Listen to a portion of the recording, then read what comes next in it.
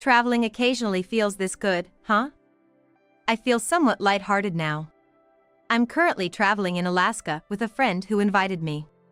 My usual days were filled with household chores, just the same old routine, but this trip has been a great escape. You gotta take breaks like this or you'll rust out. It was good, right? Getting to stretch your wings? Really, it was the best. Invite me again, okay? Today was the perfect wrap-up to an amazing trip. We were chatting and reminiscing about the trip on the train ride home. However, the joy of these memories was about to be shattered by what awaited me at home. When I got home, I felt something was off because none of the lights were on, which was unusual. There's usually at least one light on. But now, there's none. Are they sleeping?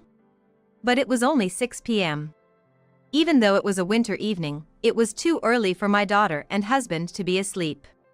Usually, my husband's car would be near the entrance if he were home, but it was missing, and I guessed they must have gone out since the amount of snow piled up couldn't have been there since morning. Looks like they went out early this morning. I wonder what happened to Chris. As I pondered, I unlocked the door and went inside. I hurried to the living room to warm up the cold house and turned on the light, and at that moment I saw a naked, shaved human being crouched in front of me. Yikes! I exclaimed, startled. But upon closer inspection, it was my daughter. Holding my 0-year-old daughter, who was shivering and crying near a living room chair. Hey, Chris, what happened? Why are you like this? Why isn't the heating on? I grabbed a blanket from the guest room dresser, covered her, then quickly turned on the heating and started heating up some water. Hey, where's your dad? How long have you been dressed like this here? Dad went somewhere with a woman I didn't know. At that time, he stripped me naked and shaved all my hair. He told me to put myself in the mind of a child. What's that supposed to mean? I don't know. I've just been in shock and couldn't do anything. It's been so cold, and I was too scared to move. I don't understand why he would do something like this. Just wait a moment. Seeing me return seemed to reassure my daughter, and she began to cry on the spot. Seeing her like that, I couldn't forgive my husband. He had done this to her. There's no way I could forgive him. I immediately called my husband's cell, and he picked up right away. Hey, where are you right now? Huh? Right now? I'm on a trip with my girlfriend. His voice was gleeful. Perhaps the woman was next to him. Her younger-sounding voice could be heard saying something in the background. So, what do you want? His voice had that mocking tone it always did.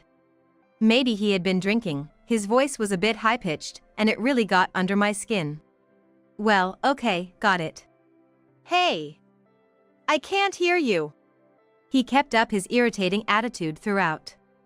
I lost my temper and said, I don't know what you're thinking, but you're gonna regret this, and hung up in anger. He would come home to a living hell. My name is Kelly, I'm 60 years old.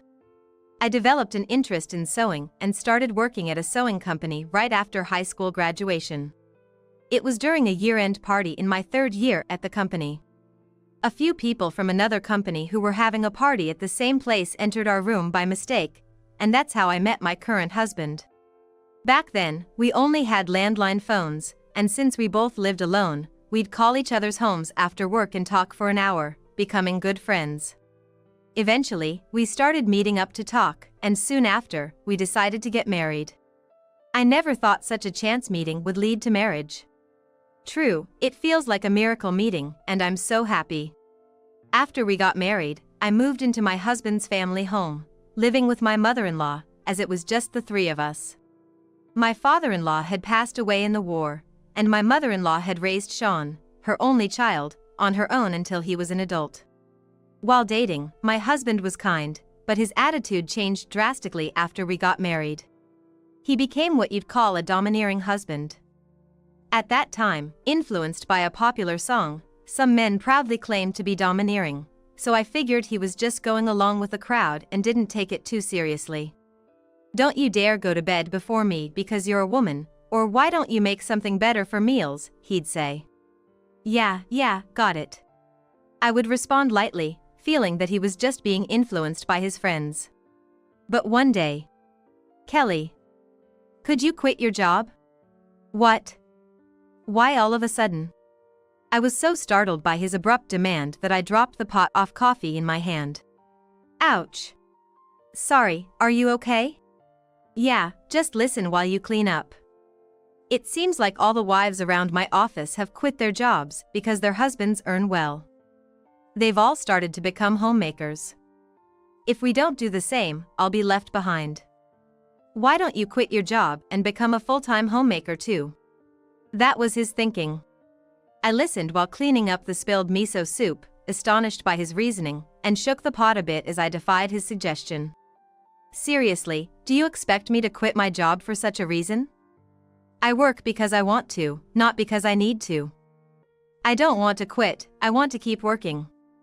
It's not like I got a job because I earn well like Sean. Do you understand?" "What, you work because you want to? You think I work just because I earn well? Don't dream of working just because you're a woman, when I earn more than you. Why don't you just listen to me, huh?"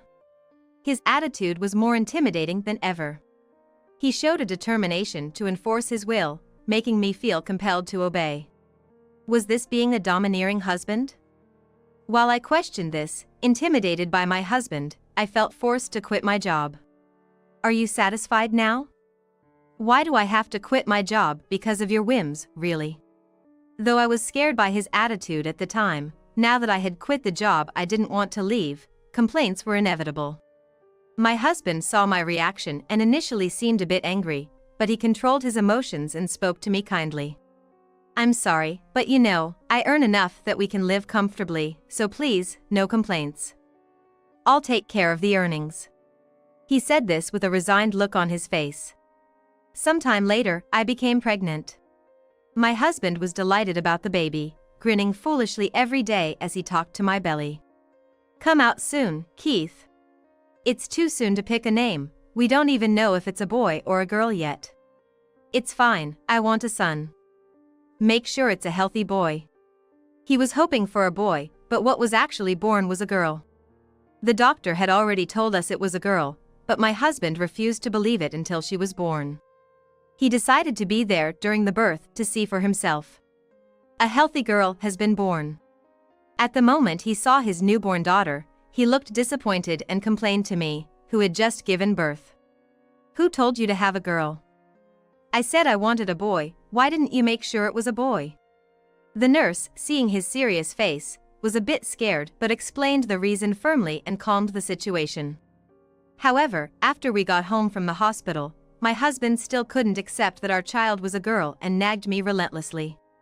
"You should stop it already. How can you say such things to Kelly who's just given birth to your child? Why don't you accept this reality? You're always complaining to Kelly, and now this? I'm at my limit too. Isn't it sad? What kind of head of the family are you, doing such foolish things? What's wrong with that? Dad was the same, wasn't he? No way, your father was much more considerate than you, he never made thoughtless remarks like you do. My mother-in-law always stood up for me. That's why I was able to stay at my in-laws' house for so long. Even though my husband was a terrible domineering husband, having my mother-in-law as my ally allowed me to live there all this time. But then tragedy struck. 3 years after the child was born, my mother-in-law was diagnosed with cancer and passed away 2 years later in the hospital. I never thought she'd leave us so soon. Me neither, I can't believe Mom is gone. After some time, my husband's attitude began to change, the harsh prejudices faded, and we lived a peaceful life. However, when our daughter Chris was about to graduate from high school and considering college, my husband made a derogatory remark about women after a long time. "Hey, you're a woman, you don't need to have dreams. Listen, a woman should be like your mother, a full-time homemaker. Don't waste your time in unnecessary schools, work hard, and save to become a homemaker." Why would you say that? You've let me attend piano classes all this time, and I want to pursue a career as a professional pianist. Why would you crush my dreams? You don't have the right to decide that. Chris was so frustrated by what her father said that she burst into tears after throwing these words back at him.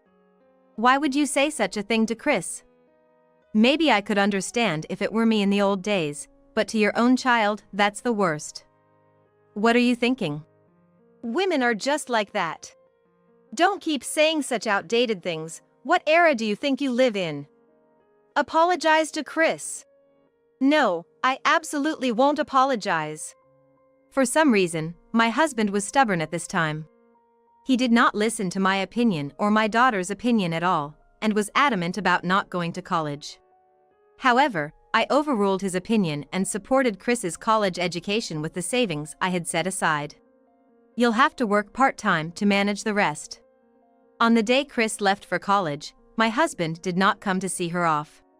With my husband and Chris practically estranged, she went on to meet her boyfriend in college and they decided to get married. Chris hadn't talked to her father about her marriage due to the situation, but out of consideration, I had mentioned it to him.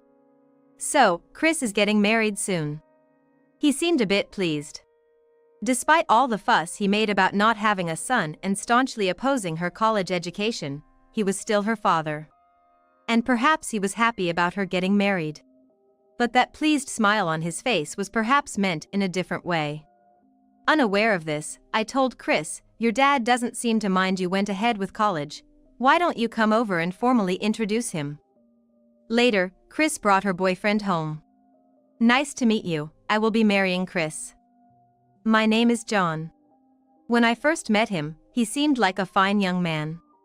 He was well-dressed and had a handsome face.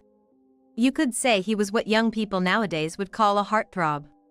However, contrary to my initial expectations, there was a shocking secret between my husband and our son-in-law. After the wedding, Chris decided to move back home with us, and her spouse, John, also joined our household as a son-in-law. With the marriage, Chris gave up halfway on her dream of becoming a professional pianist and, having earned her teaching credential, became an elementary school music teacher. As for my husband, he was happy to have a son-in-law even if by marriage, and they began to bond over drinks frequently, with my husband supporting John's struggling band. A man should chase his dreams. I really admire guys like you who work hard at it. Keep it up, I'm here to support you. Thank you, hearing that from you makes me want to try even harder. My husband's face would light up when drinking with John. He probably disliked that our home had only women before John arrived. His happy expression seemed to confirm that. Maybe Dad was like that because there were no other men in the house before. Maybe, but I still haven't forgiven him for what he said back then. We too enjoyed ourselves, watching the two of them drink together. However, one day, an argument broke out between my husband and John. So when are you two planning to have kids? You must be joking. I really don't like kids and I definitely don't want to raise any. What? Is Chris okay with that? Yes, she is. Don't mess around, just hurry up and show me a grandchild. No way, I really don't like kids. The argument didn't stop there. But Chris intervened, saying, we agreed on this when we got married, Dad has no say in this, and silenced the room instantly. The couple stuck to their decision not to have children, but when Chris turned 28, she suddenly had some news for us. I think I'm pregnant. What? How? I was careful with contraception, how could this happen? Don't mess around, get rid of that kid, I don't want it. But, are you going to have it? If you do, it's divorce, you know that, right? We agreed on that when we got married. Are you serious, John? Yes, what about it? If that's how you feel, you need to leave this house right now. I will support my daughter's decision to have this child. If you don't want children, then you need to go. My husband's words were forceful at that moment. He overpowered John with such intensity that John couldn't even respond, and he kicked him out of the house. A few days later, John came back with divorce papers. So, you're really going through with the divorce? Of course, I can't stand the thought of becoming a father. Can you understand that feeling? I don't. It was an abrupt divorce. But an even worse event occurred later. 10 months after the divorce, when my daughter had safely given birth and returned home, my husband glared at her with anger. "Why is it a girl? Why isn't it a boy? What's this? Demanding even from your daughter? Why don't you stop?" "Shut up, don't you interfere, this is Chris's issue." "Messing around, why is it a girl?" My husband shouted, punched the wall in front of him, and then left the house. Why is Dad so obsessed with having a boy? Maybe, when John was here, Dad felt it. He wanted a son to raise and chase dreams like he once wanted to. Dad had dreams? Just like John, he wanted to become a singer, but he gave up halfway and became a regular office worker. My daughter mused, understanding suddenly. That makes sense. That's why he really liked John. For a while after that, my husband didn't come home. Where could he be? Just when I started to worry about his safety, he finally returned. "I'm home. Where have you been? You can't just disappear and come back like nothing happened." "Sorry, I needed to cool off." "I understand now, there's nothing we can do about having a girl. So I took some time to come to terms with my feelings and accept her." "Well, if that's the case, then okay." At that moment, I couldn't feel any sincerity in my husband's words, and for some reason, they stirred a sense of unease within me. I couldn't tell what was hidden behind those words, but I sensed something ominous. A few days later, I was invited on a trip to Alaska by a friend, but leaving my daughter and husband alone together made me incredibly anxious. Since returning from his disappearance, the way my husband looked at us was unnervingly cold. "Hey Chris, if you ever feel unsafe with your dad, you can always stay at my parents' house. Grandpa and Grandma would welcome you too, so don't hesitate to go there if you feel uneasy," I advised her before leaving on my trip. However, tragedy struck. "Hey, what are you going to do about that kid? Having a girl, you can go dump her right now if you want." My usually quiet husband started to change his demeanor drastically after 3 days, becoming harsh towards my daughter. "Dump her? That's not something you can just do. There must be some childcare facility around, just leave her at their doorstep." My husband's eyes were serious. Terrified by his gaze, my daughter tried to escape, but he caught her and locked her in a room. After a few days, the living room suddenly became noisy. Another man's voice, different from my husband's, could be heard in the room. Wondering who it could be, just as I strained my ears to listen, the door opened, and there stood John. "Hey, long time no see. I'm here to help you get rid of the kid, come over here." "What are you talking about? Are you out of your mind?" "Not at all, I've always said I hated kids, right? You're the one who broke our agreement." "Broke it? That was you, with your careless actions, that's why the child was born. Who asked you to make excuses? Stop complaining and come to the living room right now." Then the two of them called my daughter into the living room, sat her in front of the kitchen, and restrained her hands and feet, covering her mouth with duct tape so she couldn't scream. At that moment, my daughter thought she was going to be killed. But their actions were beyond anything I could have imagined. "Well, then, let's get started," my husband said, and he cut my daughter's clothes with a pair of scissors, stripped her naked, and while John held her down, he trimmed all of her body hair, eyebrows, and tresses, then unbuttoned her body. "How does that feel? If you look like that, maybe you'll understand how miserable the child feels. Reflect on that and go abandon the child." "What are you thinking?" My daughter was held down and violated by 2 adult men. The injuries were quite severe. The 2 men in front of her looked like devils, and unable to resist, my daughter just broke down and cried. "Damn, this is why I hate women, always crying when things go wrong." "True, but I actually like weak women like that." As they were talking, I heard a woman's voice from the entrance. "Hey Sean. Aren't you done yet? It's almost time for our flight, hurry up." From the tone, it seemed like a younger woman's voice. My husband's face relaxed upon hearing her voice, and he walked to the entrance with a sleazy smile. "That's the situation. Sean is about to go on a trip, meeting up with his girlfriend. John spat out and left the living room with him. My daughter was so shocked by the event that she couldn't move and stayed in the living room crying and holding her child until I returned. "Hey Chris, what happened? Why do you look like this? Why isn't the heating on?" When I returned from my trip, I found my daughter crouched in the living room, shivering. I comforted her, and she told me everything that my husband and John had done. Dad went somewhere with a woman I didn't know. At that time, he stripped me naked and shaved all my hair. He told me to put myself in the mind of a child. What does that mean? I don't know. I was so shocked I couldn't do anything. It was cold, and I couldn't move from here. I was scared. I don't understand why he would do such a thing. I felt angry at my husband. I had never imagined he could do such a thing to our daughter. I immediately grabbed my smartphone and called my husband to verify if what my daughter said was true. "Hey, where are you right now?" "Huh? Right now? I'm on a trip with my girlfriend."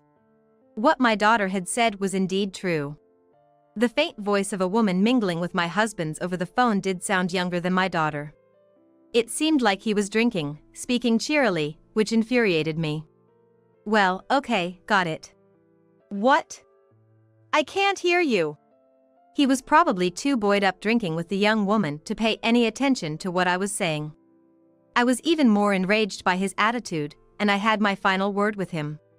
"I don't know what you're planning, but you're gonna regret this." "Huh?" I hung up the phone in anger and hugged my daughter who was nearby. A husband like that is unforgivable. I'm going to fight him, and I'll definitely get revenge for us, I said as I hugged her tightly. My daughter also felt reassured by my words and looked into my eyes.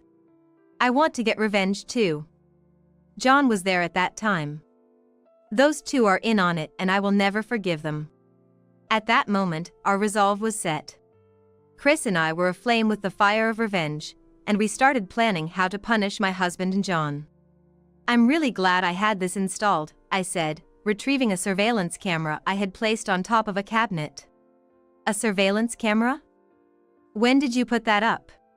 "I set it up after your dad started saying weird things. His eyes scared me, thinking he might do something. You're still on maternity leave, and you're alone with him often, so I put it there just in case something happens." Ever since my husband came back from being missing, I had been cautious. His behavior towards me had been terrible in the past, but it was even worse towards my daughter, which made me wary. And that caution paid off. This is irrefutable evidence. "Let's watch the video," I said as I took out my smartphone in front of my daughter. When we played the video saved by the app linked to the surveillance camera, we could hear my husband and John's conversation. "Man, John really has a knack for picking up cute girls, huh? I'm looking forward to our trip starting today. Have a good trip. Meanwhile, I'll take care of Chris's kid, so first, I need to make sure Chris is properly punished today." The content was horrendous. The two of them had planned to make my daughter willingly give up her child. As we continued to watch the video, it also revealed that during the time my husband was missing, he had been staying at John's apartment, where they plotted this whole scheme, which was clearly exposed in the video. Unbelievable. What grudge do they have against this child? I can't believe it. Especially Dad, he's always had a prejudice against women, which makes it even more unforgivable. It's making me even angrier. Then I remembered in the video John talked about ensuring the child was abandoned while my husband was away on vacation. Maybe John is coming here? I speculated. Sure enough, John came to the house and tried to force Chris to abandon her child. "Oh, Kelly, long time no see. How can you show your face here after leaving all that evidence, boldly walking into this house? I could take this to the police, you know." "What are you talking about? I've heard everything from Chris, and we've got everything you did to her on the surveillance camera, so start talking now." I silenced John by showing him the video from the surveillance camera on my phone. That. Even without the camera footage, it's insane that you could do all that to my daughter and just come here. What were you thinking? I wanted to make amends with Chris. Make amends? After doing that? That's impossible. I thought if I forcibly took her to my apartment, maybe we could sort it out. That's not making amends, that's kidnapping. You shaved all my hair, restrained me completely, and made me immobile. Do you understand how terrified I was? And you think we can make amends after that? Are you out of your mind? Chris said as she approached from the back of the hallway, pointing her smartphone at us. Wait, don't tell me you've been recording all this? I've recorded everything. It's only natural to be cautious around a criminal. And what was Sean thinking going on that trip? And why does he hold such a grudge against his grandchild? He's always hated having a girl. Ever since Chris was born, he's been enduring it. He thinks women are inferior and wanted to spend time with a man of his own level. He's always complaining that women should just be wives, to be dominated. That's why he took a young woman on the trip, to have someone take care of him. He really despises you, Kelly, calling you a troublesome woman. So, he really thought that.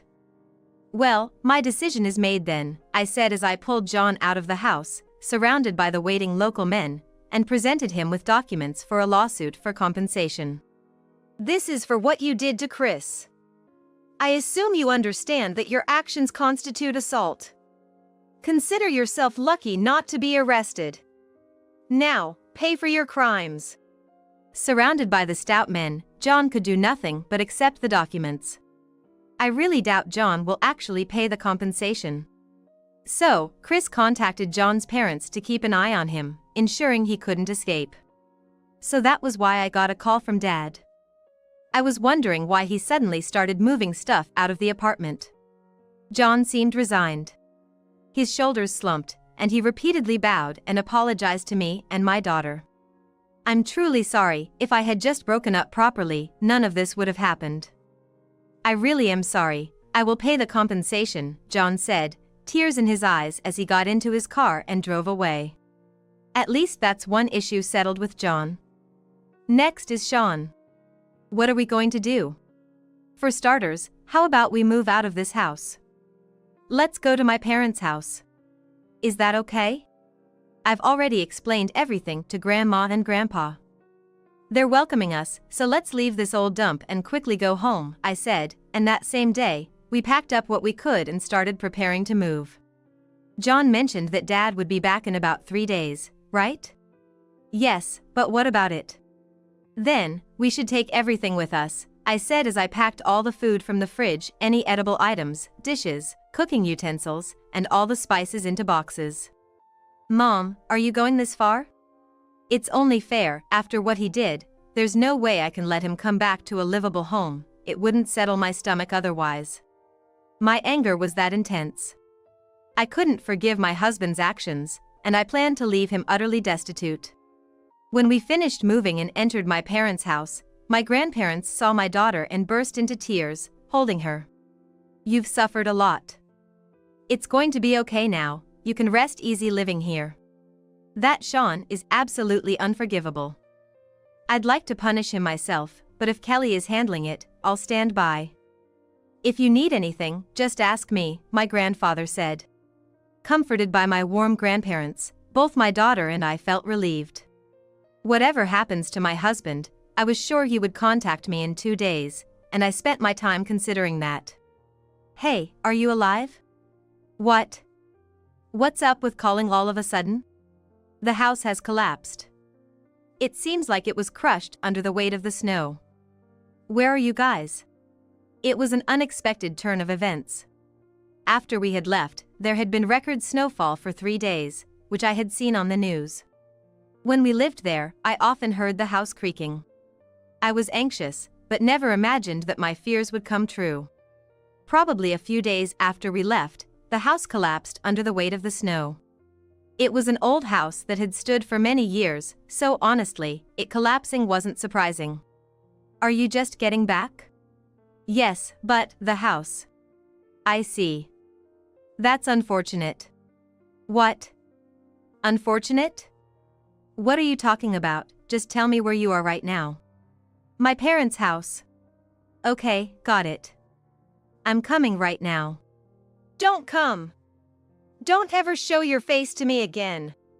What are you talking about all of a sudden? Why would you say that? You haven't forgotten what you did to Chris, have you? And you brazenly told me you were traveling with your girlfriend. I'm divorcing someone like you. Divorce? If you do that, I won't have a house to live in, just let me stay there for now. That's not a joke. I know all about your plans from John. Unfortunately, I've got all the evidence of what you two did, and I'm filing for compensation. I'll make sure you pay in full, and I'm getting that divorce, so just so you know. No, hey. I hung up the phone. I didn't want to talk anymore at that point. Later, I drove to the park near the house where my husband said he would be, with the divorce papers and a demand for compensation in hand. There, I saw him wrapped in a blanket, sleeping in his car. Sorry for your luck. Here are the divorce papers and the compensation claim forms. Make sure you pay. I got you a slight reduction out of pity because your house was destroyed, so consider yourself lucky. Is it really a divorce? You deserve it. What you did was a crime, and you'll pay for it. I can't help but think you deserve the damage to your house, so long. The shock of losing the house seemed great as my husband could only speak in feeble tones.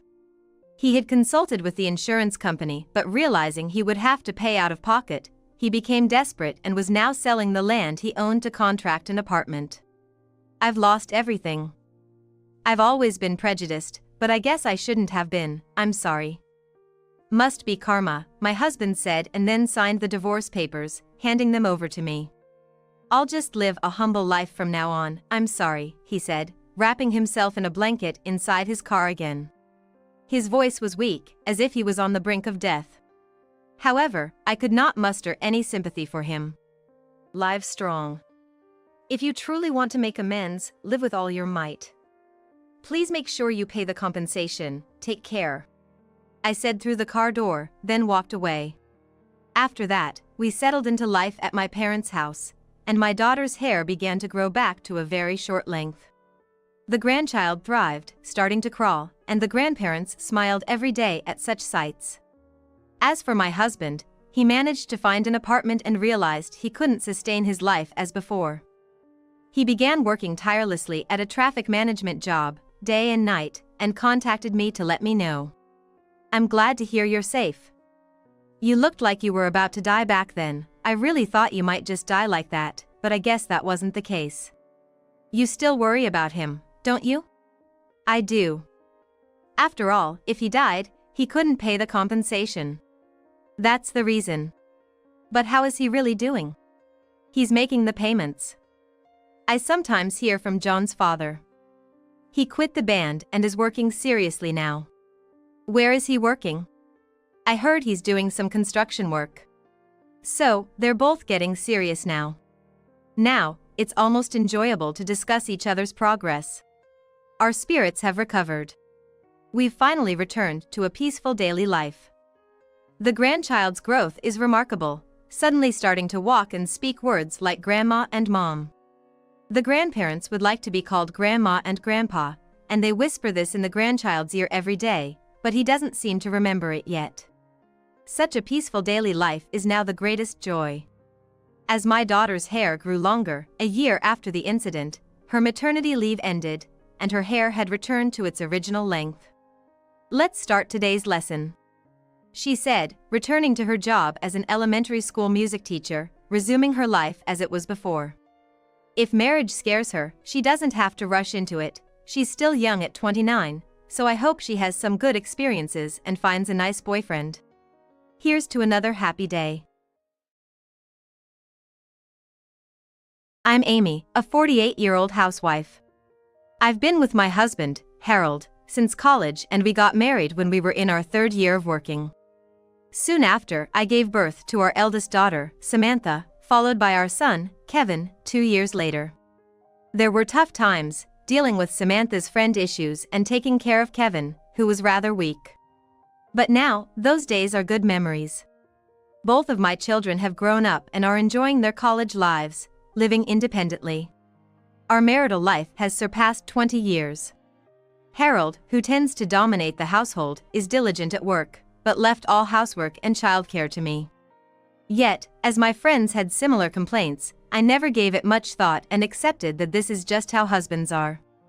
The passion might have burned out long ago, but there is still affection as a long-married couple.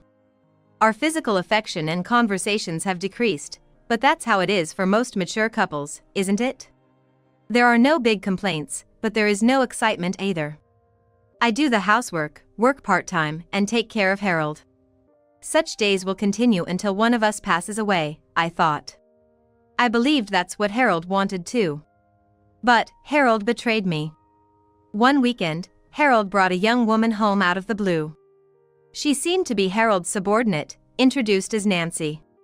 She's around 26, about the same age as our daughter. While holding her shoulder, Harold dropped the bomb. "I'm marrying her, so let's get a divorce." What? It was like a bolt from the blue. Kevin is already 20, so our roles as parents are over. I want to spend the rest of my life with someone I truly love. Hold on a second, I can't digest this situation. Facing my confused self, Harold's subordinate sneered. "I'm going to marry my honey, Harold, so you need to leave." Honey, what? Ignoring my fainting self, the two of them started to passionately explain how much they loved each other and should be together. Love is a wonderful thing, and such. If this were someone else's story, I could probably nod in agreement. She's my junior at work and has always been there to heal my worn-out body and mind from the stresses of work and family life. Harold said without any hesitation. My honey always covers up my mistakes and treats me to delicious food. Look, he even bought me this bag. Have you ever received a present like this? The item that Harold's mistress started flaunting was from a high-end store that even I, who am not keen on brands, knew. Of course, I've never received such a gift. In fact, he hasn't even celebrated my birthday for the past few years. You're clearly after his money. I couldn't help but cynically deny their so-called pure love. Men's charm includes their wealth, right? You're being dumped because you don't get that. I get it. I've known it all along. I'm not one to claim that I don't need money. I'm grateful to Harold for working hard every day. Enough. Harold sighed, looking annoyed. If I'm spending the same money, I'd rather have a young, cute girl who knows how to boost a man's ego. You're past your expiration date. What? You're done, woman. Just get a divorce and get out of here. The woman sneered down at me as she clung to my husband. Everything I believed in crumbled at once. I could say neither yes nor no, all I could do was look at them with despair in my eyes. It was a hellish week that followed. My husband would brazenly go over to her place and barely came home anymore. Meanwhile, that woman would barge into our house almost every day, berating me. Are you still here? Get a divorce already. It's so pathetic how you cling even though you're not loved. You're disgraceful, old woman. Why do I have to take this abuse from my husband's mistress? What did I do to deserve this? Is it a crime to be an older woman? Although I felt humiliated, I had always planned to stay by my husband's side till the end, so it took me a while to accept the reality. I was also paralyzed by the thought of how becoming a single parent might impact our children's future. But it was our children who finally gave me the push I needed. Mom! Why didn't you tell us about this sooner? One weekend, my daughter and son, who were both living on their own, unexpectedly came home. Even though I hadn't told them anything, they seemed to know what was happening. Samantha, Kevin, how did you? Dad reached out. He said, "Your mom is jealous of this younger woman and is hesitating to get a divorce. Kevin, you understand how I feel, right?" Kevin spat out our father's selfish justification with a look of disgust on his face. That's awful. How dare he involve our son? Gross, she's 26, right? That's about my age. That's so low. Samantha grimaced, clearly deeply scornful. Then she patted my shoulder with determination. Mom, just get a divorce. But what if becoming a single parent affects your job prospects or chances of getting married? I wouldn't want anyone who'd judge me based on something like that in my life anyway. Samantha stuck out her tongue in jest. Kevin, unusually serious, looked into my face. Listen, Mom. Why don't you start thinking about your future instead of us? Would you really have any problems if you divorced Dad? Problems? I'd only have to take care of myself around the house. If my husband could just cover our children's tuition, I could live off my part-time job and the rent income from the apartment I inherited from my father. If I don't have to look after my husband, I can work more hours at my part-time job. I could even take up hobbies if my husband wasn't around, right? No one would complain if I went out for lunch with my friends on weekends. There wouldn't be anyone to make snide remarks when I cheered for idols on TV, saying it's embarrassing to fawn over young guys. In the first place, the one who's into younger women is him, not me. Getting divorced means getting freed from all these hassles. That sounds absolutely fantastic. I wouldn't have any problems if I got divorced. The moment I said it out loud, it felt as if the world in front of me brightened. Exactly. If anything, the one who's going to have problems by marrying a selfish man like Dad is his mistress. Right. Samantha emphatically agreed with me. Mom, we appreciate how much you care for us. But we'd be happier to see you smiling. Knowing you're well makes us feel like we can do anything. Both Samantha and Kevin were a strong cheering squad for me. You're only 48, it's like you're at the halfway point of your life. It'd be a waste to dedicate the rest of your life to a jerk like Dad. We'll do our best to become independent. So, Mom, live your life for yourself. Samantha, Kevin. I couldn't hold back my tears anymore. Thank you. I'm truly glad you're my children. That's because you raised us with so much love, Mom. The heart of me, worn out by betrayal from my husband whom I had believed in, was gently comforted by my children. My life is not wrong. It hasn't been up to now, and it won't be from here on out. I won't hesitate anymore. I will live the rest of my life for myself. Once my feelings for my husband were completely severed, my actions were swift. Divorcing while the relationship is ongoing. There is also a risk that the relationship between the two of them could end before our divorce is finalized, which could complicate the divorce negotiations. I hired a lawyer who is strong in divorce cases and prepared to leave the house. With all preparations in place, I expressed my intention to divorce to my husband and set up a discussion. We settled everything from college costs for the kids, property division. Honestly, I wanted to leave him penniless, but a smooth divorce was the top priority. Besides, it was clear that the two unfaithful individuals would fall apart. If I stirred up unnecessary trouble and prolonged the chance for divorce, it would be like stirring a hornet's nest. My husband paid me off in one lump sum as if he was disposing of an expired woman, as if he was paying for the disposal of bulky trash. The woman he was seeing was initially reluctant about her assets diminishing, but for some reason, she revised her opinion and saw my husband as a generous man. I almost burst out laughing at their charade, but I held it in. Just a little more patience. A man with nothing but pride, and a woman with nothing but money in her eyes. You have no idea how much trouble you're going to have, you sir and ma'am. Even though I thought it was unnecessary, I confirmed with the woman. Are you sure about him? What? Are you being a sore loser? Hurry up and get divorced, lady. All right. I felt sorry for the young girl being deceived by the old man, but it seems I can happily hand over this joker without any hesitation. The sky was clear without a single cloud. I wonder if those two are looking at the same view. And so, I began my new life. After the divorce, I moved to an apartment where I am the owner. Of course, I don't have to pay any rent.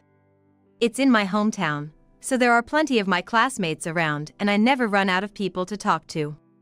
The location is also convenient, so my daughter and son come to visit on weekends. I was nothing but grateful to my parents for leaving me such a place. The only thing that worried me was quitting my longtime part-time job, but luckily it was a major chain store. The store manager did some groundwork for me at a store near my new home, and I was able to get hired under the same conditions. It was worth working hard and sincerely for so long. Feeling a bit lonely from making too much food and such was only for the first month. Now I'm enjoying the pleasures of living alone and cooking just for myself every day. About half a year into this lifestyle, I received a call from an unknown number. When I carelessly picked up, the woman let out a shrill scream without even introducing herself. Hey, lady! All the people at the company and his relatives are saying they won't attend our wedding. It's your sabotage, isn't it? Her offensive way of talking, unforgettable even if I wanted to. The woman my ex-husband cheated with. Blaming others for what she sowed herself is too much of a bother. Stop the false accusations. I just told the truth that my husband is going to be with a younger and cute girl from his workplace, so I'm getting a divorce. You said the same thing, didn't you? All I did was tell it as it is and bid farewell to the people who were kind to me. But it's strange that everyone is absent. His family and coworkers are all decent people. They wouldn't accept insincere people like you too. We just sought true love. Yeah. Why don't you explain what that true love is to everyone? Well, I guess the people around my ex-husband are all sensible, so their rejection towards the two adulterers must be strong. But it's proof that the marital relationship I had worked hard to build over 20 years was good, and it felt rewarding. The woman made a big fuss, but in the end, the wedding was postponed. It wasn't because of the cold reaction from their surroundings, but because she found out she was pregnant. When that child was born, she had the audacity to get in touch, demanding that my kids and I send a gift to celebrate the birth. As for my ex-husband, he told our children something along the lines of, "Be nice to your new sibling." Of course, there's no way we'd accept this situation, but our daughters, who are more than 20 years older than their new half-brother, had mixed feelings about it. I wasn't happy about it either, but it's not the child's fault for being born. So I took her calls and dealt with her like an adult, but all she did was complain that my honey's relatives won't give me a baby shower gift. Why don't you realize that they are distancing themselves from you? I asked. No way! If you see me, you'll understand that the new wife is amazing. I guess we have to hold a wedding ceremony after all. She responded. Wait, you still want to have a wedding ceremony? She never learns. What? Of course!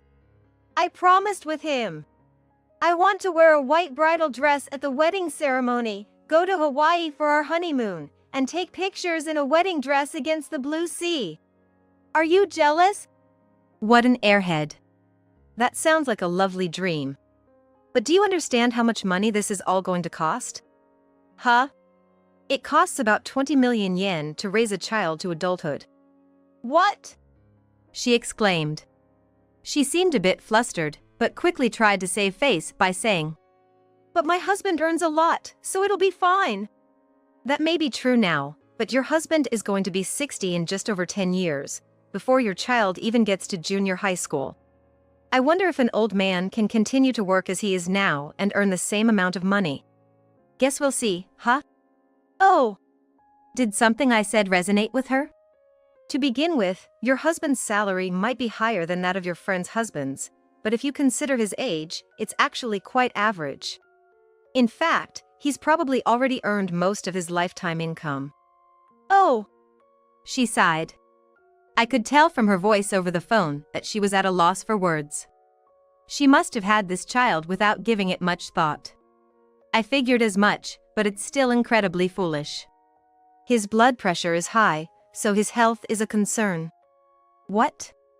Oh, you didn't know? Have you been looking at his medical checkup results? He's been flagged every year. She was left speechless. My ex-husband hates going to the hospital, so it was always a struggle for me to get him to go for a re-examination. Now that his nagging ex-wife is gone, he's probably ignoring his health checkups and eating and drinking whatever he wants. To add insult to injury, I reminded her of more harsh realities. I wonder if he can continue to work energetically as he ages? But don't worry, you're young and can still work for another 30 years or more. By the way, are you currently on maternity leave? Well, knowing that she wouldn't be able to return to work after her maternity leave, I couldn't resist asking. Their affair and subsequent marriage had become known to upper management at their company, and they were both disciplined for violating compliance, ruining any chance she had of returning to work after maternity leave. A friend of mine who works with my ex-husband gave me the full report. If only she had noticed the cold stares directed at her, and the fact that no one wanted to attend their wedding, she might have been saved. But at last, it seems she has come to realize the naivety of her perceptions. Good luck. He can't do any housework or child-rearing, but if you have true love, you'll be able to overcome it, right? I admire you. Well, I'm going to have lunch with my friends now. Enjoy your life of childcare, housework, and taking care of your husband. I didn't wait for her to respond and hung up the phone. She must have been stunned by the harsh reality of her much older, married love affair, which she entered into blindly. I would have loved to see the look on her face and laugh at her, but I'll refrain. Rather than disparaging a person I despise, I find it more worthwhile to spend time with my beloved friends. Fast forward another year. Hey, you're Amy, right? Just as I was about to leave my apartment, a man called out to me. It was my ex-husband. This was the first time I had seen him since our divorce. He seemed to be trying to reach out to our children in various ways, telling them to care for their new baby brother, or suggesting we all try to get along as a family. Although I had not told him where I lived after the divorce, he must have surmised that I inherited my parents' apartment. Long time no see. He greeted me, a smirk playing on his lips. I racked my brain trying to remember if he always had such a creepy smile. I wonder if I had even seen him smile in the last few years. I thought seeing him again might stir up a whirlpool of emotions, but surprisingly, I was able to handle the situation quite calmly. "What brings you here?" I asked. "You're so cold. Weren't we married for 20 years? He was the one who made a mess of that relationship, not me. Ignoring my glaring face, my ex-husband rambled on about the issues in his new marriage. In a nutshell, he complained that his new wife was too demanding, always nagging him to stop wasting money, take care of the kids, wash dishes, do the laundry, and so forth. Save money, she would nag him. If you're a father, play with your kid. Change the diapers. To my ex-husband, these requests seemed completely unreasonable, but most people would consider them perfectly reasonable expectations in a marriage. His new wife had finally come to realize the truth. This man, unhealthy, lazy, refusing to do housework or childcare, will be nothing but a burden once he gets older. I bet he's shocked to find that in this day and age, when it's the norm for fathers to help with housework and childcare, the husbands of my friends are actively doing housework. The problem lies with the man in front of me, who still can't comprehend his situation even after 2 years. You know, they say women change after marriage, and it's scary. But you never told me to do housework or do childcare, did you? That's right. Times have changed since then, and I believed it was normal. That's when I realized it. The one who truly loved me was you. Excuse me? I was taken aback by my ex-husband's sudden comment. Whatever misunderstanding that dope had, he began to talk while scratching his nose and grinning sheepishly. You must be lonely at your age, being single. You've been making yourself more beautiful than when we were married, perhaps waiting for me to come back. I know you're getting old, but you were great for following me without saying anything. I'm ready to let bygones be bygones. You should be honest too. What? You still love me, don't you? What? I let out a strange scream and nearly fell over. Eek! At my scream, my ex-husband's body jolted and froze. I thought my resentment and anger toward my ex-husband had subsided during my enjoyable days after divorce, but his stupidity had rekindled my anger. What nonsense are you talking about in broad daylight? What's in it for me to get back with a man who has no redeeming qualities? Hey. My ex-husband was at a loss for words.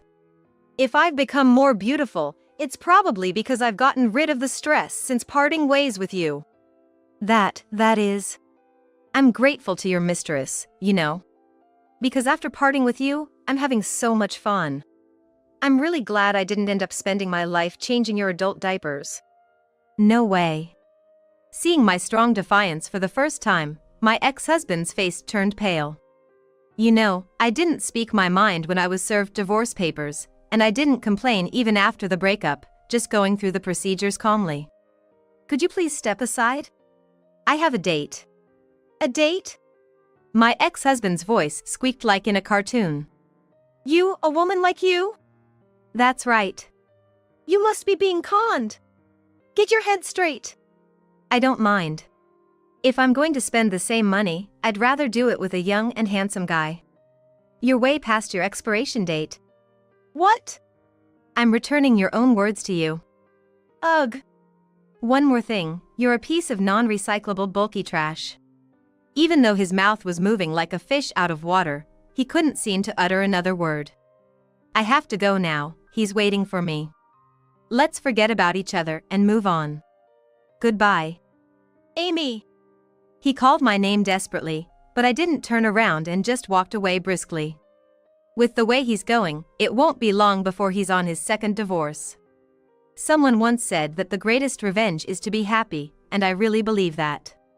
After all, it seems like he was incredibly shocked by the sight of me walking away confidently. Mom. When I arrive at our meeting spot, Nancy, my daughter, comes toward me, waving her hand energetically. She's my date today. Sorry I'm late. Your father came over unexpectedly. Oh, was everything okay? All good. I managed to say what I had been holding back for a while. But now, it's all about the concert. I've been looking forward to this day, working extra shifts at my part-time job just for it. She giggles. Oh Mom, shall we go then? Yes. Yes, today is the concert of a male singer I've always adored. It's actually my second time attending. I've even learned to secure tickets myself, without relying on Nancy. I've picked up other hobbies, but my greatest joy right now is following this singer. If he's in a musical, I'll make a date with my friends to go see it. When he releases a new song, I play it on repeat in my car.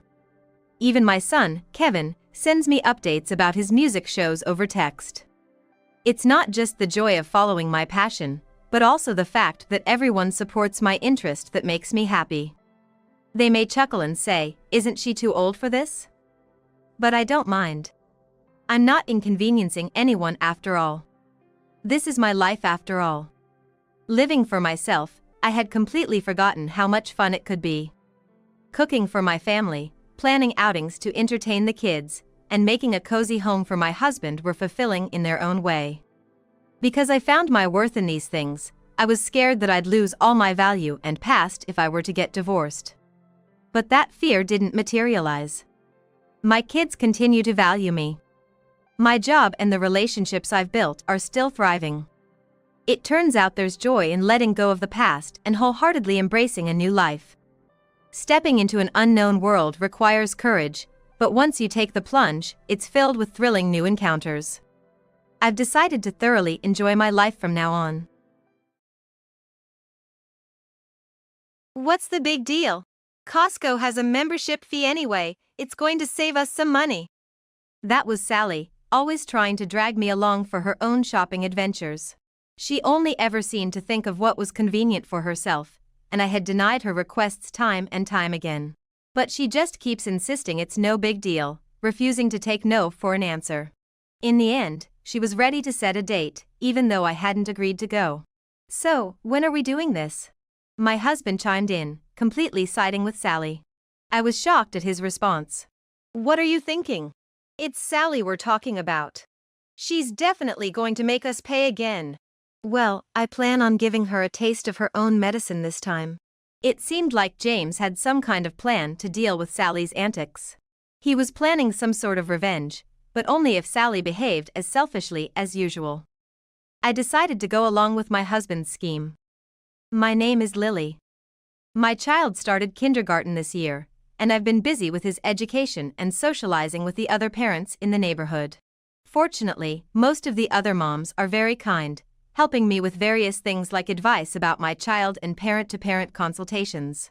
I also try to help out as much as I can, and I think I've managed to maintain a good relationship with them. Except for one mother friend. Her name is Sally. She always seems to need help from everyone around her, and despite referring to herself as a spoiled princess, she's hardly ever helped anyone in return. For example, when the moms make plans to go out for a meal, she'd often appear out of nowhere and join in. I wouldn't really mind that, but she frequently asked for bites of other people's food, and often subtly suggested that someone else pay for her meal, claiming that she didn't have much money on her. Other mothers who had experienced similar things had the same impression of her as I did. Whenever I went shopping, I always drove my car, and most of the time, she'd show up and persistently ask for a ride.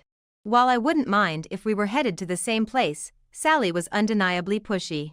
I was in such a hurry to catch a ride with you that I forgot my wallet. What are we going to do? Go back for it? Nah, I don't want to inconvenience you now. Maybe I can just pay you back later? Every time I took her shopping, it would end up like this. She'd make excuses like forgetting her wallet or leaving her credit card at home, and always tried to avoid taking out her own wallet. Sally never seemed to have any intention of paying, and though she promised to pay me back later, she almost never did. Even after I pressured her multiple times with the receipts, she kept evading, saying things like she didn't have any money now or to wait until her payday. When it comes to money, you're really strict, aren't you, Lily? She once said when I even went as far as involving her husband. While Sally's husband was a decent man and would apologize and pay me back, Sally herself showed no remorse and didn't seem to care at all. Some people might not think much of a few small shopping expenses, but if they piled up over the course of a month, it became a substantial amount of money. The stress of having to go to such lengths to get the money back each time we went shopping was building up. If only I could decline her request to go shopping in the first place, but Sally had a way of manipulating me using our kids. Our kids were good friends, and there were times when she would have them make plans to go shopping together before coming to ask me for permission. It was hard for me to refuse when she used our children as a bargaining chip, and I couldn't tell my little boy not to be friendly with his friend. While other mother friends encouraged me by saying they sympathized with my situation, it seemed that they too did not want to get involved with Sally and were somewhat keeping their distance. Hey, can you do the shopping instead? Huh? Why? That mom friend I mentioned before is so persistent. Well, you should just be firmly declined, shouldn't you? I finally confided in my husband about it, but he didn't take it seriously since he didn't know Sally's character. He said the kids are kids, and parents are parents, and I should stand up stronger. I was troubled on what to do. Then one day, my husband came home with an exhausted look. I asked if something happened at work and he told me that when he tried to go to work, he was caught by Sally. Oh, you're Lily's husband. Perfect timing. Could you give me a ride to the station? She seemed to have called out to him when he was waiting at the traffic light. Sally asked for a favor, but she didn't seem to consider the possibility of him declining. She came out to the road and tried to open the passenger door repeatedly.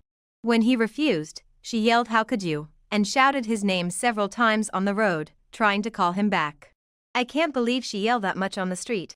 That's what I told you. Sally is a handful. There's a limit to being a handful, right? After that, she even asked for the fare money. After that, he tried to shake her off once, but due to the traffic lights on his commute, he had a hard time. After dropping her off, he wondered where she was going to the station without enough money to buy a ticket. Unable to comprehend Sally's selfish actions, my husband was drained, and finally understood why I was complaining. What is she thinking, really? That's why I wanted you to do shopping with her instead of me. I bet she's just as insistent with me. My husband gave a helpless shrug and seemed to give up on Sally's actions. I was also troubled about what to do. Then one day, Sally came to me with this story. Hey, Lily, I've been wanting to go to Costco. Is that so? Do you want to go together? It's cheap and the cost performance is good. Wait, Sally, you go often? No, I'm not a member. With Sally's sudden proposal, I gave a vague response. Despite not being a member, Sally was quite knowledgeable about Costco and gave various recommendations. Our family was a member of Costco through my husband, and we would occasionally use the car to stock up, so of course, we knew about it. But that doesn't mean I was going to take Sally shopping with me. I was just hitting it off with her, thinking she was probably after my wallet. Hey, let's go. You're a member, right, Lily? I'm not a member. Oh, then your husband? That's fine too, and I want you to bring the car too. How do you know that? I got a ride in your husband's car the other day. I saw Costco's shopping bags there. At Sally's words, I involuntarily frowned. You know, you can't pay at Costco if you're not a member, right? So, please take care of the cashier. I'll pay you back later. You hardly ever pay me back when you say that, don't you? It's okay this time, right? Despite having no such inclination this time either, Sally, as usual, addressed my child. Can we go shopping together? To this, my son enthusiastically replies, Sure. So, then the kids can be watched by my husband, right? I haven't said we're going yet. Oh, come on. But it's fine, right? Costco has a membership fee, and it would really help me out. Unable to bear Sally, who only thinks about her own interests, I refused repeatedly.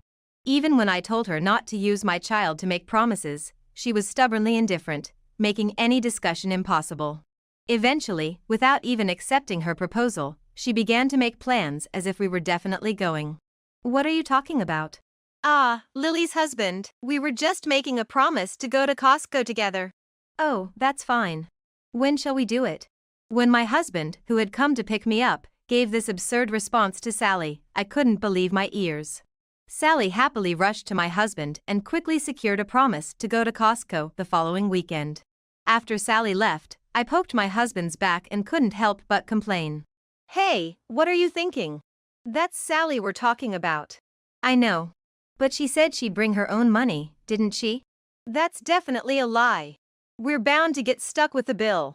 At that time, I planned to give her a taste of her own medicine. It seems that James had some idea about how to handle Sally's actions.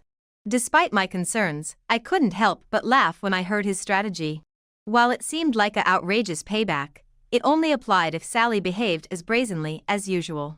Additionally, if this occasion led Sally to avoid getting involved with us, it might turn out to be a good thing, and I decided to go along with my husband's plan. And finally, the day to go to Costco arrived. Sally, in a good mood from the morning, naturally got into our car, asking if I had forgotten anything. Do you have your wallet? It'd be a problem if you forgot it. Aren't you the one who often forgets? No worries, no worries. I was irritated by Sally's words, but James amiably responded to her. Usually, at this point, I would want to check by having her take out her wallet, but considering my husband's plan, I held back. Sally seemed well aware of Costco's system, probably knowing in advance that only those with a membership card could make payments. If she shopped there, inevitably James would have to pay. Then she could push the payment onto us as usual, and if she claimed she forgot her wallet, she wouldn't have to pay anything, which is probably what she was thinking. Sally's intentions were obvious, and James seemed to understand it well. Sally, in high spirits, arrived at the store and swiftly started to fill the cart with goods. Wow, such a wide selection. It's hard to choose. Sally happily tossed items into her cart as she looked around the store. When I suggested we keep our carts separate to avoid confusion with our goods, she adjusted her cart and continued to load it without any hesitation. James surreptitiously whispered in my ear, noting how Sally was mindlessly adding items to her cart without even looking at the price tags. I couldn't help but laugh at this. It seems Sally, as usual, wasn't considering that she'd be the one paying, and I decided to go along with James' plan. Wasn't that fun? Wait, Lily, is that all you're buying? Yes, I still have some stock at home, and I can always come back, right? Oh, I see. Make sure to invite me next time. Although I hadn't exactly invited her this time, I held my tongue. We queued up at the farthest checkout line. Seeing James pulling out his wallet while looking at the crowded checkout, Sally opened her bag. I watched her closely, and as I had predicted, she started rummaging through her small bag and began to look puzzled. Oh, I'm sorry, it seems I've forgotten my wallet. You said it was okay in the car, didn't you? I'm sorry, okay. Can I pay you back some other time? Sally's cart had significantly more items than ours. It seemed like she intended to purchase about $200 to $300 worth of goods, but she had shown no signs of concern about the amount of money in her wallet. Considering she didn't say anything when we got home today, she probably has absolutely no intention of contributing any money. James and I exchanged glances. Oh, right. Ah, sorry, I need to take this call from my folks. I left my cart with James and stepped out of the line. I hid behind the nearby shelves, secretly observing their interactions. Sally seemed to be chatting with James without a care in the world. It's a shame you bought so much but forgot your wallet. It's really a bummer, but I'm lucky to have a friend who can cover for me. Oh. I forgot to buy something. Can you hold my place in line while I go get it? Ugh, fine, but hurry back, okay? As Sally reluctantly agreed, James also left the line. It was a Sunday morning, one of the busiest times at Costco. As soon as Sally turned to face the cashier, she was lost in the crowd. Now, what will she do? With a cart that full, she can't really say she's not buying anything, can she? Saying that, we exchanged glances and shared a wry smile, hidden behind the store shelves. We walked around the back of the shelves and queued up at the furthest checkout line on the opposite side. From there, we watched Sally, who seemed to be waiting for us while slowly giving up her place in line to those behind her. Given the crowded Sunday morning, with many people planning to grab lunch here as well, she wouldn't be able to spot us in line far away. We paid for our goods and left the store first. We got into the car and waited for a while. When I checked my phone to reveal the prank, there was a message from Sally. Hey, still not back. Come on, don't keep me waiting like this. I can't believe she could stand in line that long without her wallet. Why don't we just tell her the truth and ask her to come back to the car? Sounds good to me. Apparently, she was still waiting diligently, which made us all chuckle. I wondered what she was planning to do after putting all that stuff into the cart and then realizing that we didn't have enough money to pay for it all. With that thought, we told her we already finished up paying and went back to the car. As expected, an outraged call came in from Sally. Hey, wait a minute. What are you thinking? I'm not done shopping yet. If you don't have your wallet, you can't shop in the first place. Come on back now. Don't make it impossible for me. Stop joking around, come back quickly and pay for this. We're not paying. You have any idea how much money you've made us spend until now? This argument continued for a while, and no matter what we said, Sally insisted that I brought her, so I should pay. In the end, she even threatened to not go back home unless I paid, which made my husband James even more fed up than I was. Well, if she doesn't want to come back, there's nothing we can do, James said, and he started the car. When I asked how she'll get home, James just said, "She'll be fine. I bet she'll just force someone to give her a ride if it comes down to it." James said this with a laugh. Apparently, he was still holding a grudge about the time Sally had forced him to drive her to the station. I kept communicating with Sally, even telling her that we would leave her behind if she didn't come back, but she wouldn't listen. Maybe it was harsh to leave her behind, but with the way things were going, I didn't know what else to do. Knowing her, she'll figure something out, I thought as we left the store. The next day, Sally managed to get home by herself, taking the bus. My husband, laughing about how she did have a wallet after all, was met with a furious Sally storming into our house. You left me stranded at the store. That was so mean. Well, it's your fault for going shopping without bringing any money. So, you just left me? That's the worst. You could have just paid for me. Do you even realize how much you've been mooching off us? You're always like this, Lily. You're always so stingy. She brought up her self-centered arguments, yelling endlessly about how she was unhappy that I didn't spend my money. She even demanded compensation for her emotional distress, making a scene at the entrance of our house. What's going on here, with all the shouting? Oh, Catherine. Listen to this, Lily was terrible.